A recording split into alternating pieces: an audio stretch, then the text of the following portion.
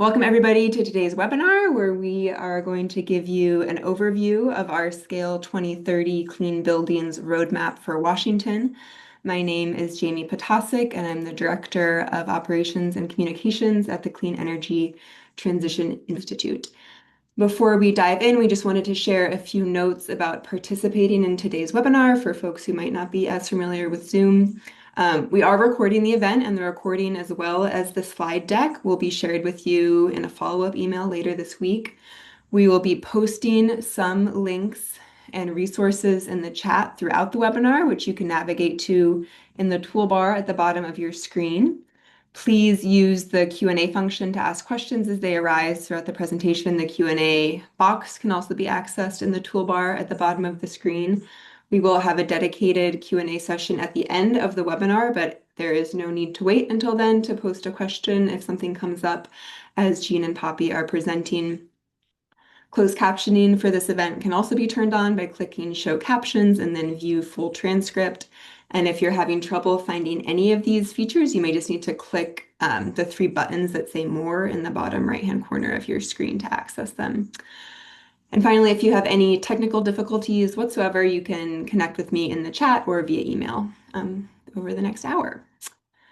So with that, I first just want to share a little bit about the two organizations who've been collaborating on the Scale 2030 project for the last few years. The first being the Clean Energy Transition Institute. We are an independent, nonpartisan research and analysis nonprofit whose mission is to accelerate an equitable clean energy transition in the Northwest.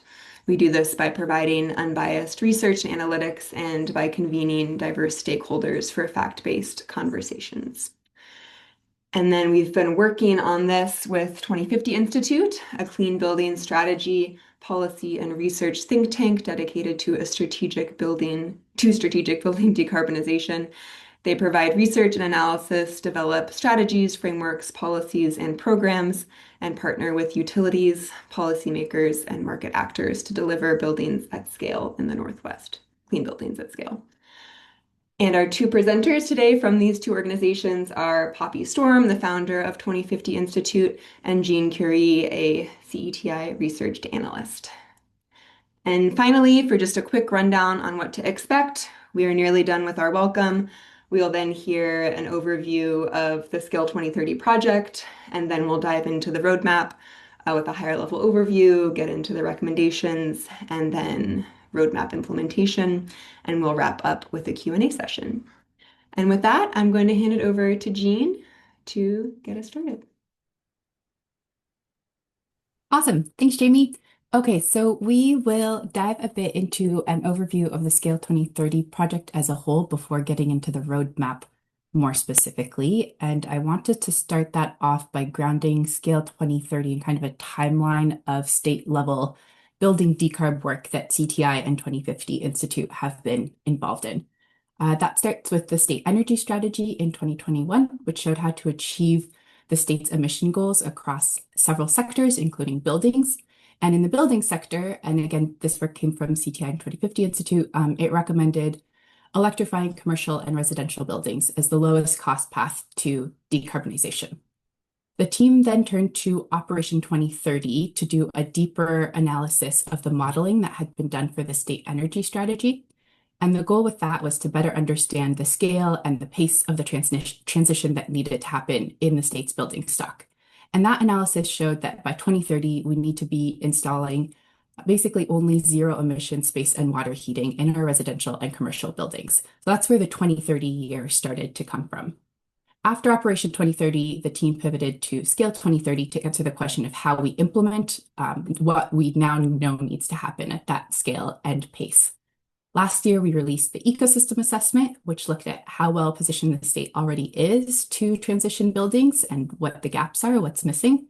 And then the transition framework, which proposed 5 strategies that could fill in the gaps and scale up Washington's clean buildings transition.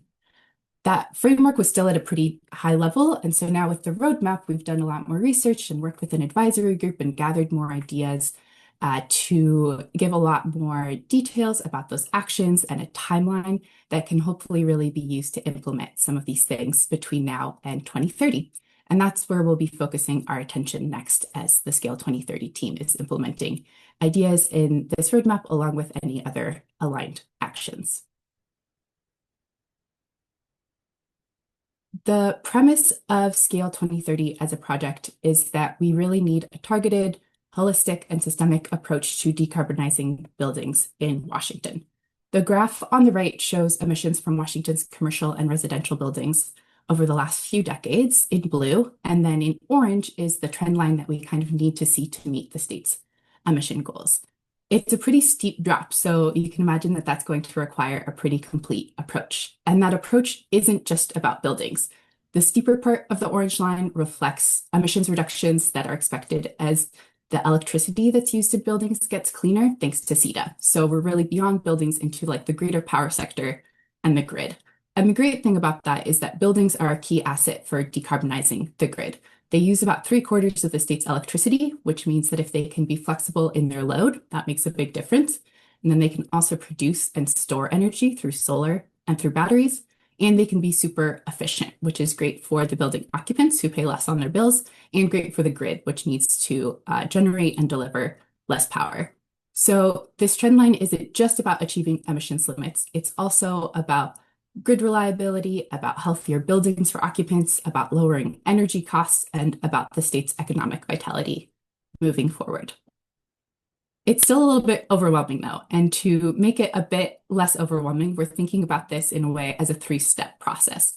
So right now, between now and 2030 is kind of our key time to scale up that transition and get to the point where we're replacing things with those zero emission and highly efficient options. Following that, we have about 20 years to be doing this transition in buildings at scale as equipment reaches the end of its life and needs to be replaced. And that should get us to a point where in 2050, we have a building stock in Washington that's zero emission, is efficient, is more affordable to operate, is grid interactive, and is providing more solar and storage as a resource to the grid.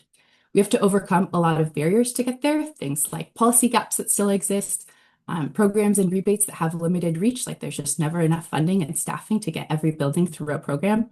The lack of accessible financing and the lack of funding to make all of this happen at the state level. And that's what we're trying to tackle here with Scale 2030. So with that, I'll hand it off to Poppy for a more in-depth overview of the roadmap itself.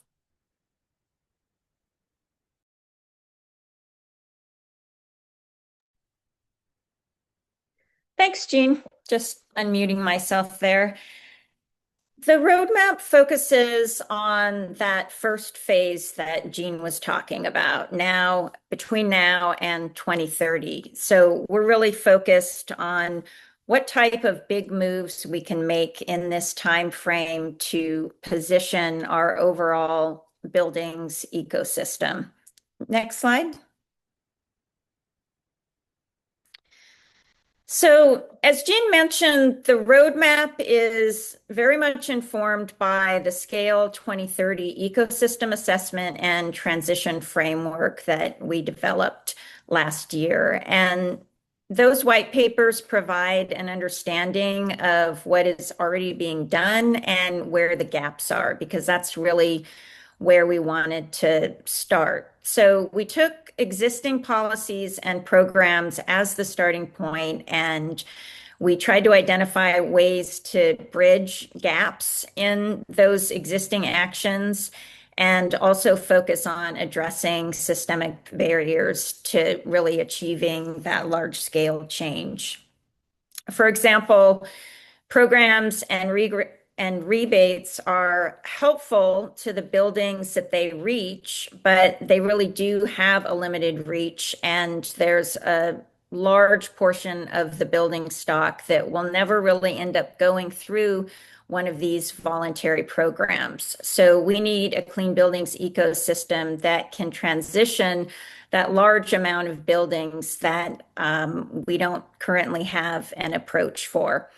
And the programs themselves, even if we added an enormous amount of additional funds, it would still be difficult to run all of the buildings through the programs and be very expensive, and we need to try to identify what the most strategic and lowest cost approach is to achieving these goals. And that really involves a focus on market transformation and trying to harness the forces of the market while implementing some interventions to help them really usher in this change. We don't really have a choice at this point if we want to do this over a shorter period of time. If we want to do it over 50 to 100 to maybe even more years, we can stick with more of a voluntary approach. So building off of these existing policies and programs, we then went on to complete some additional research so that we could move from the high-level strategies that we identified in the transition framework to more detailed and specific actions. And we worked with an advisory group in this process to get feedback on our research and also to brainstorm and provide input on our initial recommendations. And they helped us confirm criteria that we used to solidify priorities for the recommendations that we included in the roadmap. Next slide. So the roadmap is laser focused on scale, and to keep that lens, we developed and applied criteria that prioritize scale. And the first thing is that all of the actions must be primarily state-led. There are many important efforts across the state at all levels, but we're really trying to identify ways that the state can leverage its investments and its policies to help all of these other efforts across the state and at different levels to be successful. And we really think that scale requires more state-led action. And then in addition to that, the recommendations must meet at least one of the following criteria. They need to cover a critical gap in the current building ecosystem. They need to drive institutional and market capacity to scale clean buildings.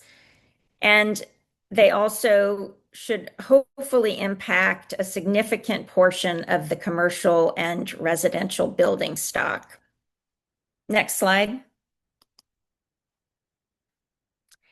And the way that we looked at what the impact was on the building stock, we took a systematic approach to ensure that we're addressing all buildings and that we have a clear and holistic approach for each of the segments for commercial and residential buildings. And as a starting point, we used the tiers and segments from the Clean Buildings Performance Standard.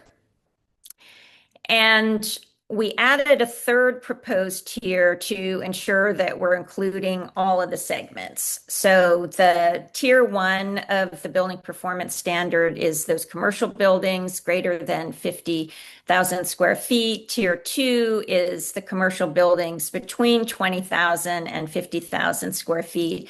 And then tier 2 also includes all multifamily buildings above 20,000 square feet.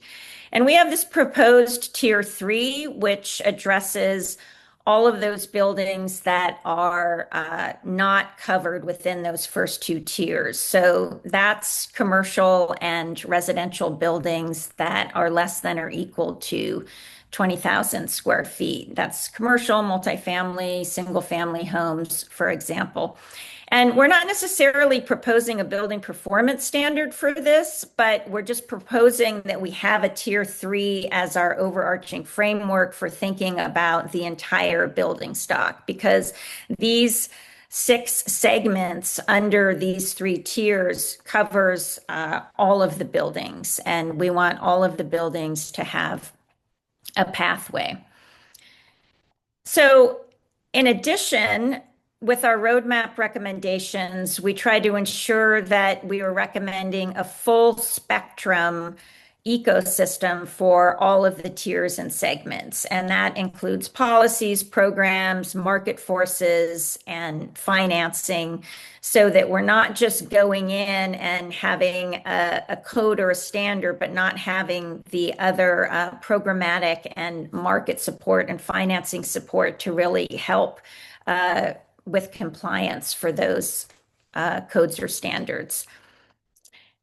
And we're also looking at covering policy gaps for specific segments and tiers. So, for example, some of these tiers and segments have current codes and standards, but in some cases they may not align with the scale and pace that we need. But for others, there's a clear they lack a clear regulatory pathway to transition to 2050. And what I'm talking about mostly here is tier 3.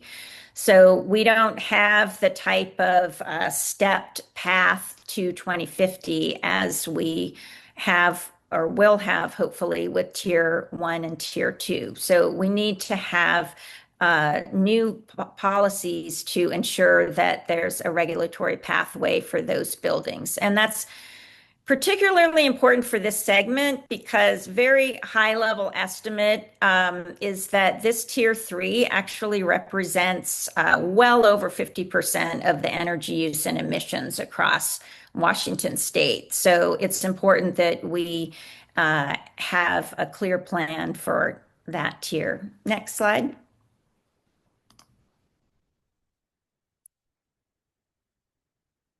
So although there may be some overlap, the roadmap is intended to be complementary to existing climate action across the state. So this is not in place of any of the existing climate action plans and other strategies.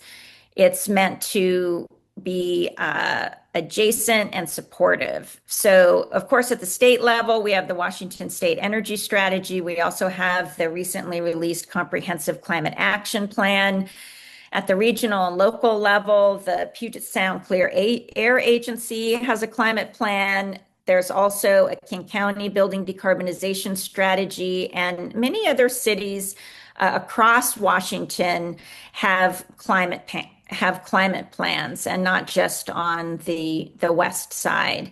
And then also for advocates and program implementers, there's a large-scale implementation of weatherization and the HERE programs, and then also energy code updates and policy proposals, current proposals, potential future bills. We really see scaling the clean building transition by 2030 as something that will directly contribute to the success of these strategies, plans, and other efforts. Next slide.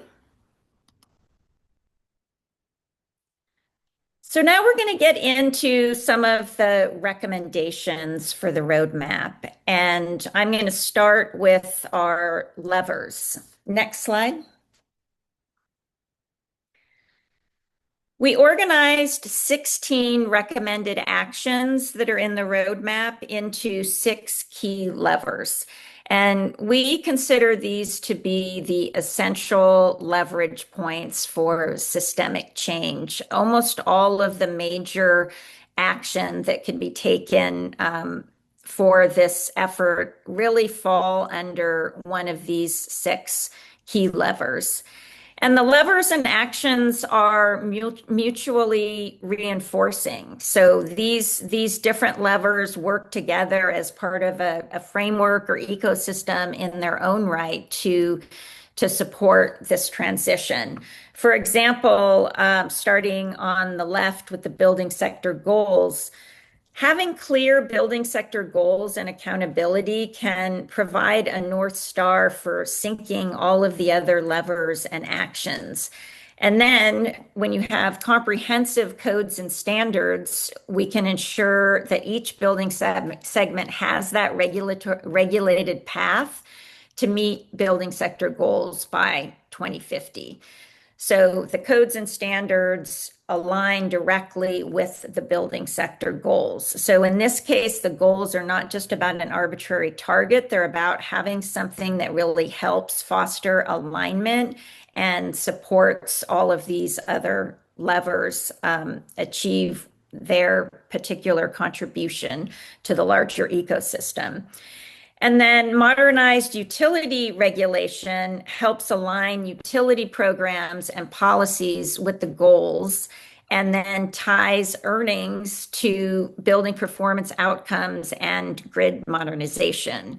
And of course, we have detailed actions for all of these that we will go over somewhat today for some of the actions, but you can access a lot of the other detailed actions in the online roadmap.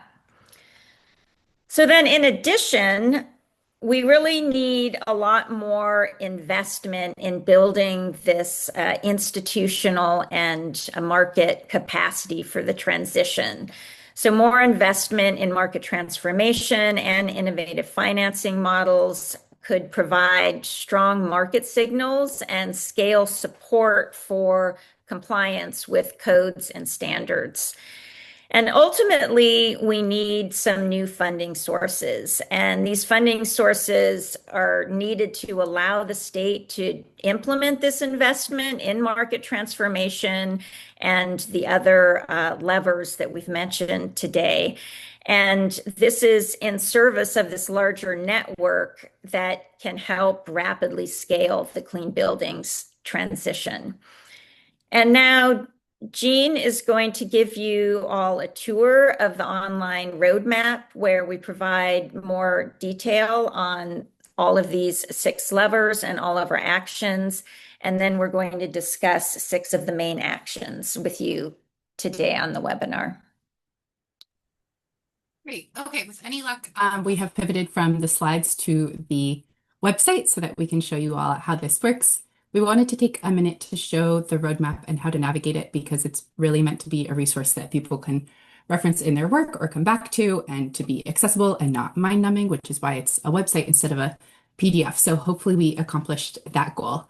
The roadmap homepage has some of the context that Poppy just walked us through, and then is followed by the main section of the roadmap, which is the levers and actions. So you can see the 6 levers that we just talked about are lined up here along with each of the actions that fits within them. From this homepage, you can click on any of the levers to go to kind of a landing page for that lever that tells you a bit more about what it is and how it connects to everything else and what we're thinking about when we talk about this as a lever. And from that lever page, you can also switch to other levers, and you can also access individual actions that are part of that lever here. So that's how you can be navigating this. And I wanted to point out also on the action pages, there's a lot more detail than we'll have time for in this webinar. You'll get a full description of the action in terms of what it is, some context on why it matters, a write-up about how to implement this action, taking into account equity considerations, details on the key steps and timing for the action, as well as which building tiers it applies to, because again, those are things we really tried to think about.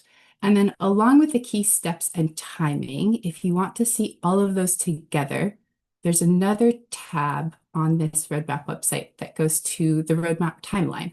And this is organized by levers and actions along the left and lays out all of those key steps and actions between now and 2030 and a little bit beyond that. So hopefully that is helpful for kind of making these actions seem more real and achievable and for showing how a sequence of priorities might work in making these things happen. And then with that, we will pivot back to our slides. If the computer cooperates.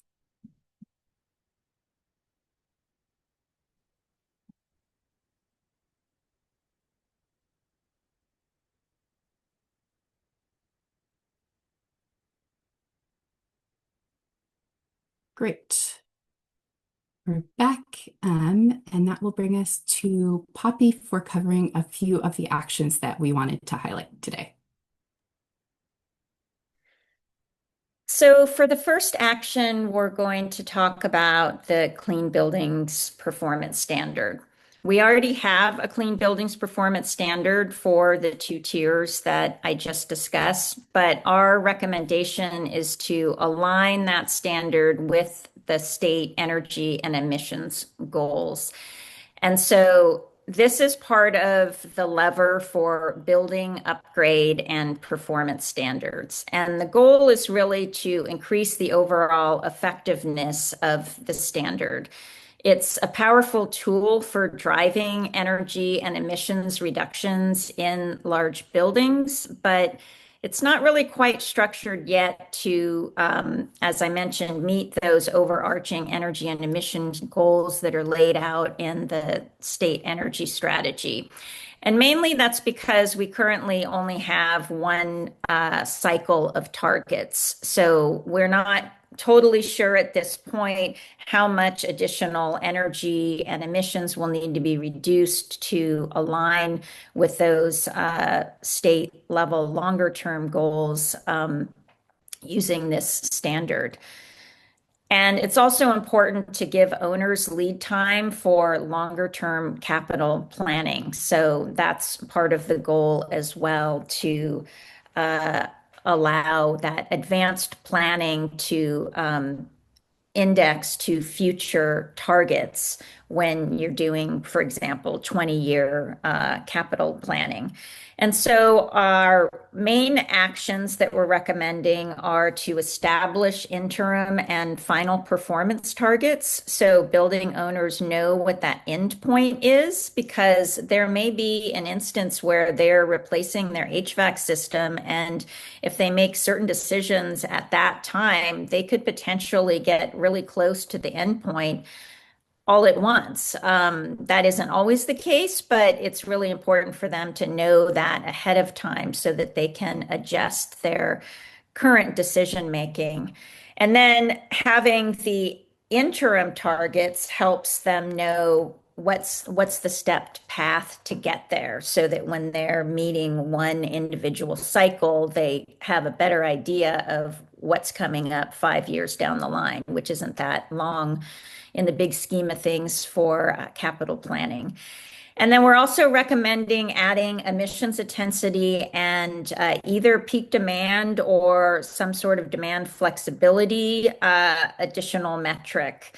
And there is currently some rulemaking with Commerce to add some emissions intensity metrics. And so that's a really great start in that direction. We're hoping that that can be required in addition to the energy use intensity target and not an alternative.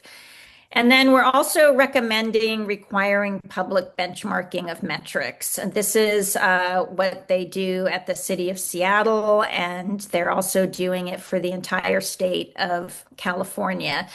And that's important for maintaining performance, but it's also important for the market to have access to information and for purposes of making decisions as a tenant, for understanding the valuation of a particular building. Currently, it's available if you request it in a sales situation, but it needs to be publicly disclosed. And so this recommendation, this overall action that we're recommending, covers a key gap, and it applies to Tier 1 and Tier 2. And just to emphasize, this is a high impact recommendation because it applies to all of Tier 2 and all of Tier 1, which is a huge swath of the overall building population. Next slide.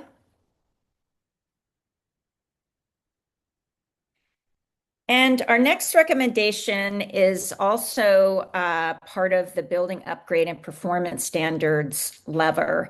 And this recommendation is to phase in a zero emission heating standard.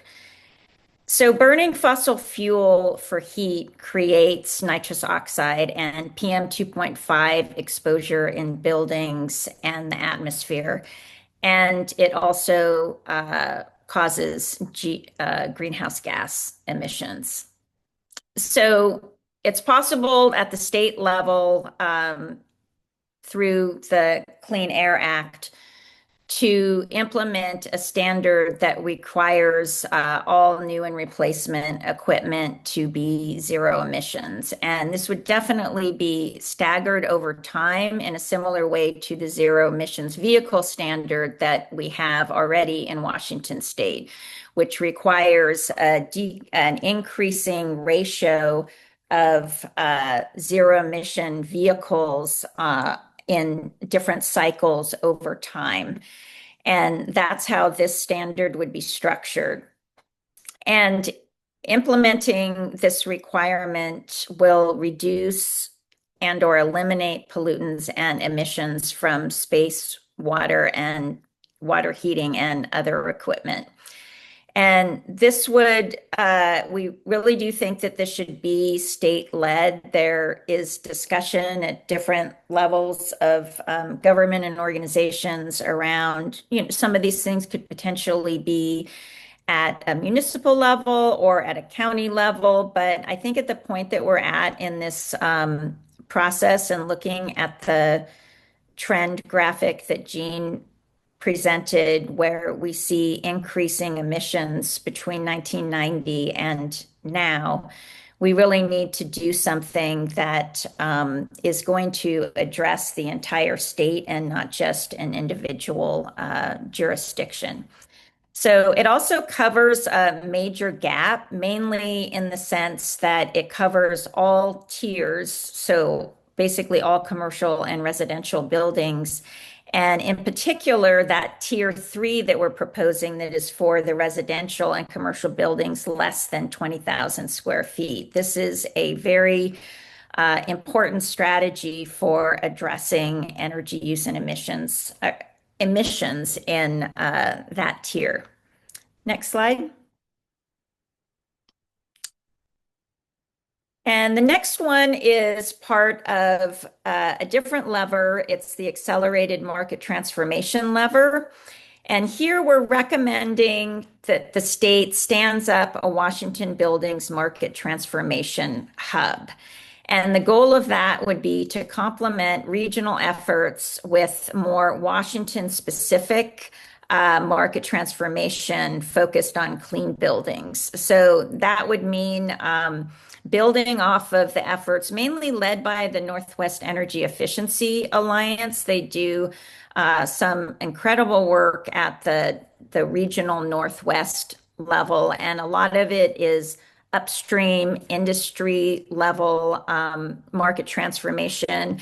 And this would really be more targeted in terms of being Washington specific, but also focusing on electrification. We need really large scale market transformation initiatives to address the barriers that and awareness issues that we have around a lot of the technologies that we're trying to install in buildings for this transition. So this would involve identifying priorities for Washington, potentially launching market transformation initiatives that would either be complementary to NEIA or the Northwest Energy Efficiency Alliance goes by NEIA, or it would be something that is kind of augmented additional funding for some of those existing NEIA efforts. It should also include a significant investment in support for compliance with codes and standards and also workforce readiness. And we're recommending that that be launched within Commerce. There are potentially other ways of setting that up, but it seems like, at least at this point, it makes the most sense because the Commerce is so deeply involved in the building transition already, and it could leverage all of those other efforts. So this really increases institutional and market capacity. It covers a major gap that we have in addressing market forces and harnessing those market forces and focusing on things like cost reduction and ensuring that the supply chain is capable of the transition. And then this also applies to all three tiers. So now I'm going to hand it back to Jean to discuss some additional actions. Great. We've got three more actions that we wanted to highlight. The first of those is this idea of inclusive utility investment, or IUI, which you also may have heard of as tariffed on bill financing or the pay as you save model of the program.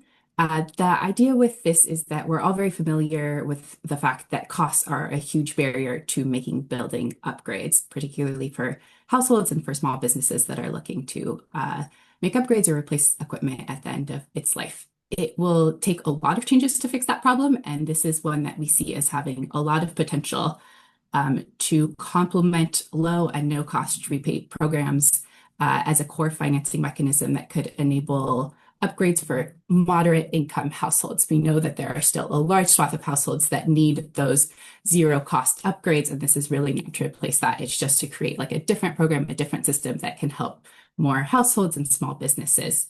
In IUI, an upgrade is paid for on a utility bill over time, and the idea is that the monthly payment towards the upgrade should be less than the savings that come from that upgrade. So for example, if you are using IUI to swap out an electric resistance heater for a heat pump, you should see a reduction in your bills, and part of that bill reductions would then be paid towards paying off the heat pump. The interesting thing about it is that repayment is tied to the meter instead of to a person, so that kind of avoids credit issues that a lot of loan programs come across. So it's really not a loan program. And this also means that it could work for renters who don't expect to be in their home for the full time that the repayment might take, but that then the next occupant of the building would take over those repayments and also enjoy the benefits of the overall bill savings and the comfort upgrades that come, for example, from the heat pump. A program like this could be run by individual utilities, or it could be run by a central entity. I think Washington had a bit of that happening for a while with Craft 3.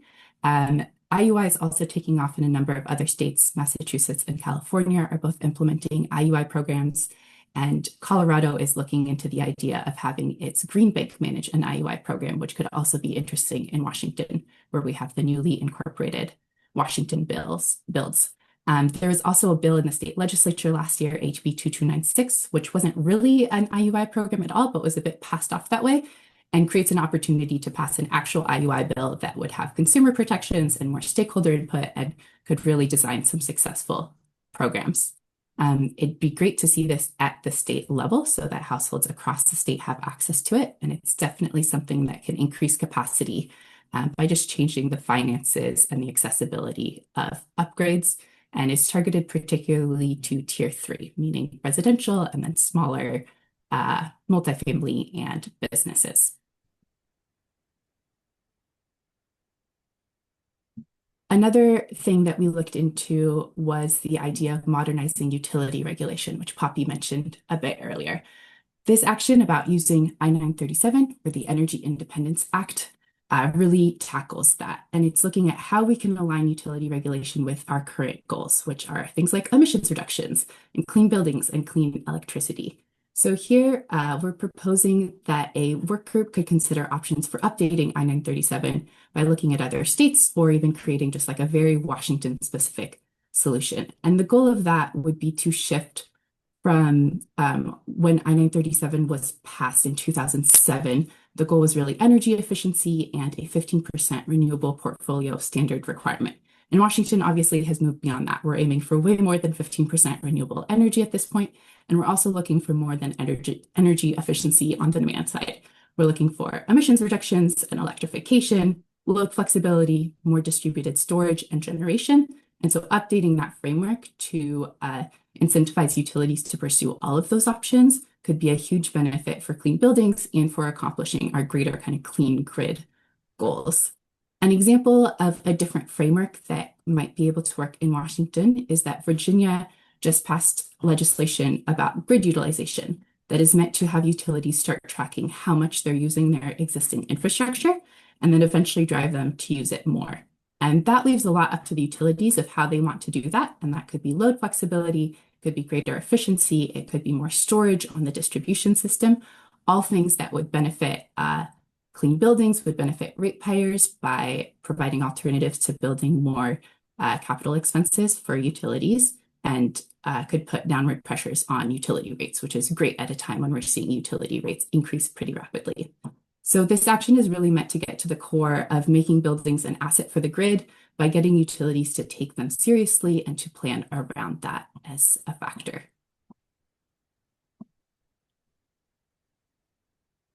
Lastly, we wanted to talk about an idea of a clean buildings investment charge, because again, everything is expensive and a lot of the ideas in this roadmap will require pretty significant investment from the state to make them happen.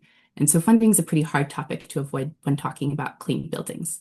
We talk in the roadmap about two things. One is about dedicating CCA revenue to clean buildings the same way that we have dedicated CCA revenue for transportation. And the second is this idea of a clean buildings investment charge that would be a surcharge on utility bills. There are a lot of questions to answer about that, about who pays that and how it impacts bills, and especially when bills are going up, is that appropriate? And those are all good questions. We'd recommend doing a lot more research into all of those questions to try to find an approach that can balance the need for funding to accomplish these goals that we've set as a state, and keeping energy affordable is a really essential thing that people rely on. A back of the envelope estimate that we did is that a charge of about 0.5 cents per kilowatt hour, if it's applied to residential and commercial and industrial customers, but excludes about 20% of households by income, that could raise about $400 million annually for the state, and it would add about $5 to the average residential utility bill each month. So that gives you a sense of like what is possible, what the bill impacts are, what's the money raised. And that money probably isn't enough alone to cover everything that the state needs to do with regards to clean buildings, but it's enough to kind of start a conversation about the incremental cost of business, of clean energy technologies over kind of business as usual upgrades, and the need for funding at the state level, the potential sources, and how we could use a limited amount of funding in ways that could be leveraged, whether that's through the Green Bank or to reduce costs through market transformation or other efforts. And so we'll be looking more into this and trying to also come up with other ideas about like where could the money come from to fund all of these efforts at the state level. And with that, I believe we'll turn it back to Poppy for a few quick notes about roadmap implementation. Great. You can advance to the next slide.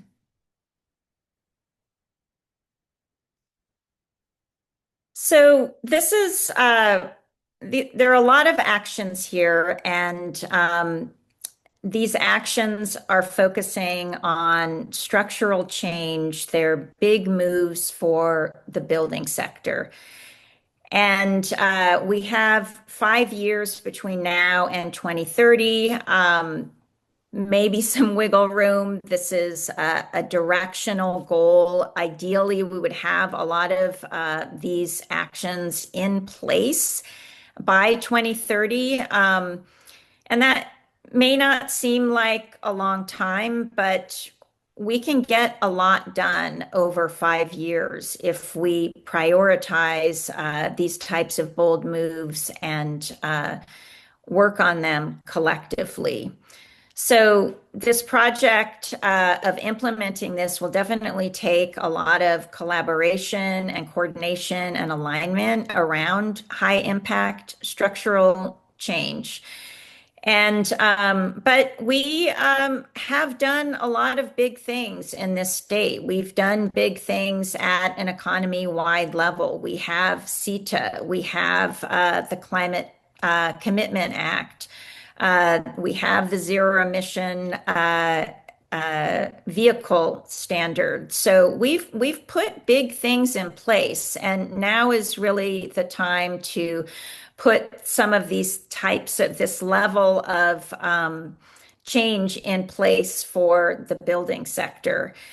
And moving forward, Scale 2030 is going to be focusing on organizing around key legislative priorities for 2027 and beyond, looking out at a plan, a legislative plan through 2030. And then really trying to amplify and support existing work and do additional research where necessary, help with strategy development, and then also advance early actions, other early actions from the roadmap that may not already be in progress in the state. And then we're also going to be looking for additional actions that align with this Scale 2030 vision of positioning our state and particularly the market by 2030 to implement this transition. So we're really excited to hear your questions and have some discussion today. And we look forward to engaging with you all in the coming years.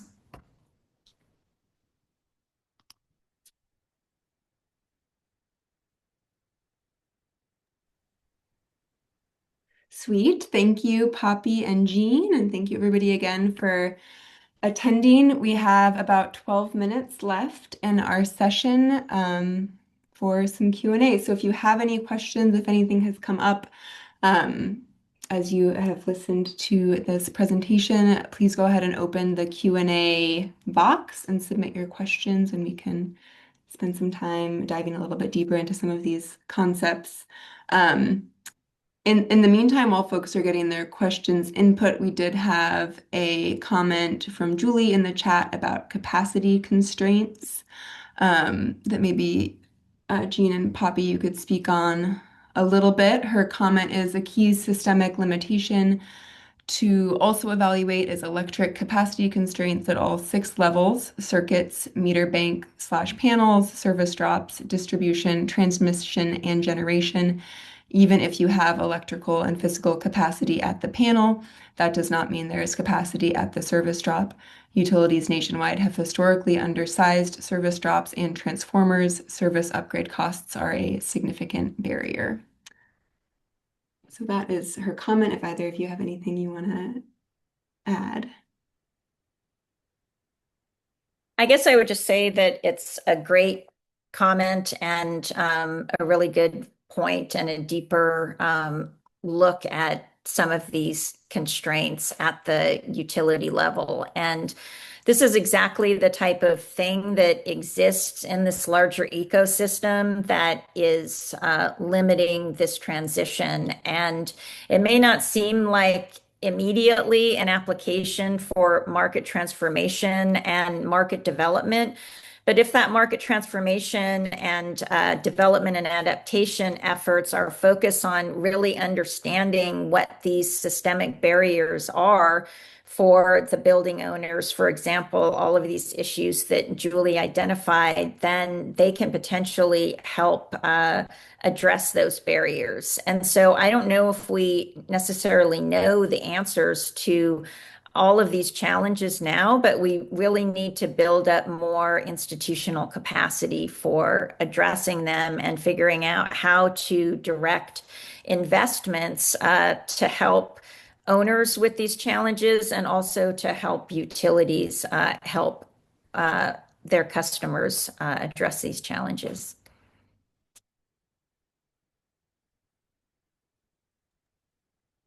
Adding a bit to that, I think that, yeah, also great comment, and it brings up one of the benefits of clean buildings is being able to do more load flexibility and battery storage and things that might help alleviate some of those constraints on the utility system. So I think there's a lot of synergy there between what clean buildings can offer and the barriers that utilities are seeing. And then we also had an action in the roadmap that was about making it easier to develop distributed energy resources that tackles a bit of this, in that it addresses some of the issue around how to have utilities sharing where those constraints are on the system so that companies and developers can know where to focus those efforts to alleviate the constraints. I think, yeah, there's a lot more work to be done in Washington sorting out what we can do on those constraints and be tackling them at every level that the constraints can exist, especially in terms of clean buildings on the distribution system. Great, thank you both. And then we have a comment from Rob Harmon, which I will read out loud, and if you two have anything you want to add or react to. They say, with IUI, there will be folks who still won't upgrade. You might need to implement a must upgrade upon sale approach. Potentially not the best idea if IUI is not already in place. So I don't know if you all have any reactions to that or have thought about that at all.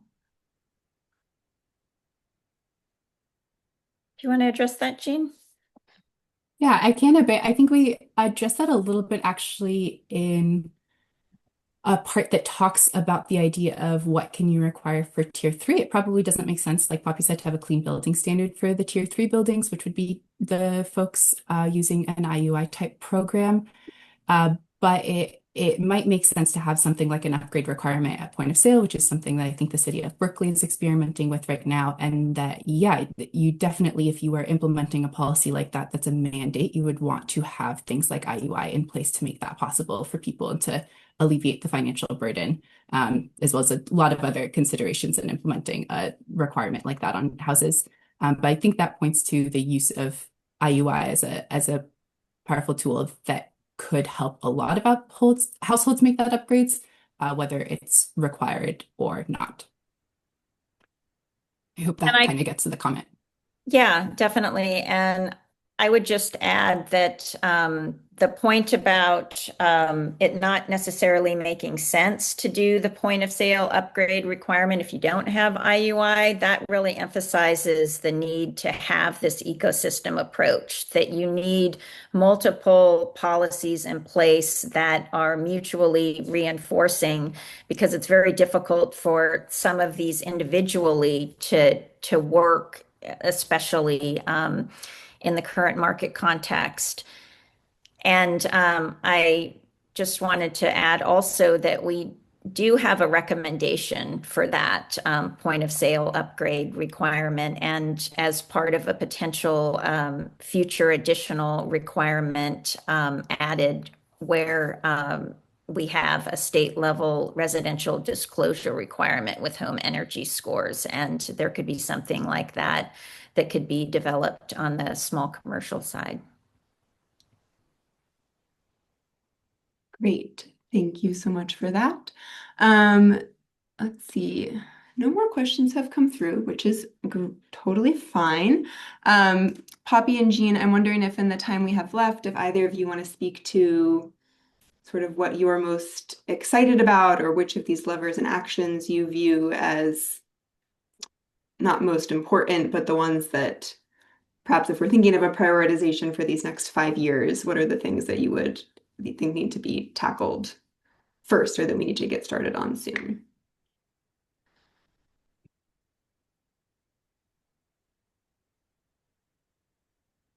And if you don't want to answer that question, that's also okay. I can try, unless Poppy, you have something that comes to mind right away. You can start. Okay. I have some things to add. Oh, great. Okay. Let's see. I think there's a few of the really big actions that I think Terry pointed out in the chat. For example, with the zero emission heating standard, it's unclear like who has the authority to do that, and if like how do you have that conversation and make those things move along. So I think I am excited about some of those things and trying to keep those conversations moving, because those will take long to get to the point where there's a legislation to propose and then to implement it and to have the right runway windows so that it's not a quick change in the market, that kind of thing. So some of those ones like that just have long lead time, I think I'm excited about. Great, like we can start that now and try to make some progress in the next 5 years on them. And then I'm also excited about the actions, whether in the roadmap or outside the roadmap, that are really about leveraging funding. And that's a lot of what Washington Builds is tackling. And I think answering that question of how do we use our public dollars as effectively as possible is a really key one to be asking as we plan for this transition. So those are two that come to mind. Yeah, I'm excited about a lot of these. As Jean mentioned, some of them will take a number of years to put in place just to develop the legislation, pass the legislation, go through rulemaking, implement it. This is why we're looking at this 5-year trajectory.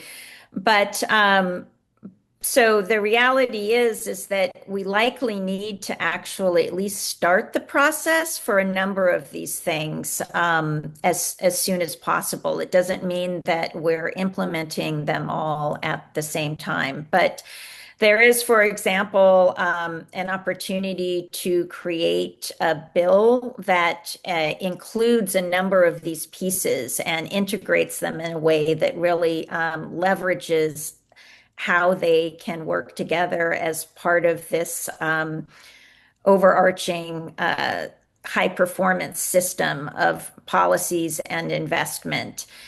And so that's something that I'm really interested in exploring. How can we connect, for example, the utility regulation reform and modernizing our utility regulation and changes potentially to I-937? How can we combine that with potentially workforce development and also maybe some of these other investments? Like developing the investment charge and then assigning a lot of those funds to developing the market transformation hub. So that's just a few things, but I think that it's really about how can we combine some of these actions into these kind of coherent groups of actions that we can hopefully really get traction on. Sweet. Thanks for that, Poppy. With that, I think, Jean, we can pivot to just our final remarks. We're about 2 minutes from 3.